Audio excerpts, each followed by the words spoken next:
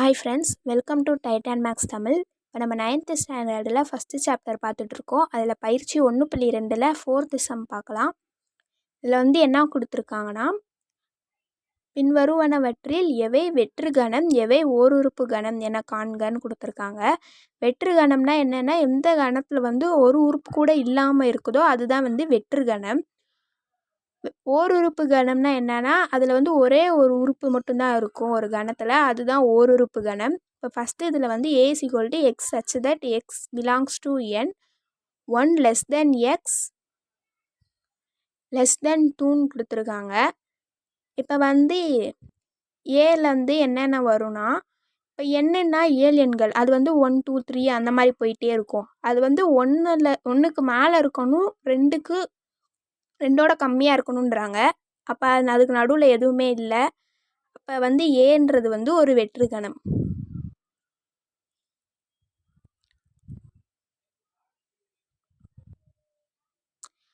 அடுத்து ரெண்டாவது b = 2ஆல் வகுபடாத அனைத்து இரட்டைப்படை இயலெண்களின் கணம்னு கொடுத்துருக்காங்க.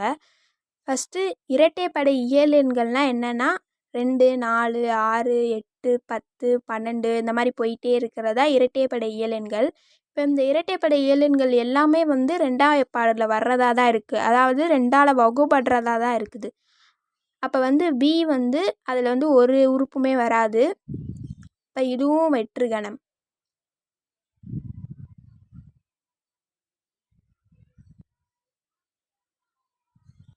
அடுத்து c = செட் ப்ராக்கெட்குள்ளே 0ன்னு கொடுத்துருக்காங்க.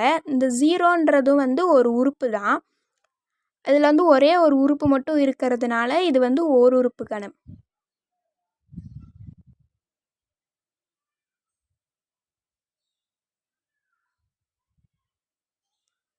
அடுத்து d = 4 பக்கங்களை உடைய முக்கோணங்களின் கணம்னு கொடுத்துருக்காங்க. முக்கோணம்னாலே நம்மளுக்கு தெரியும், அதுக்கு 3 பக்கங்கள் தான் இருக்கும்.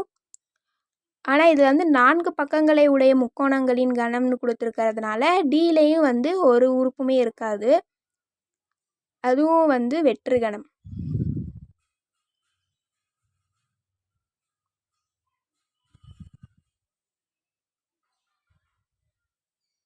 இப்போ பயிற்சி 1.2ல் 4th சம் முடிஞ்சு.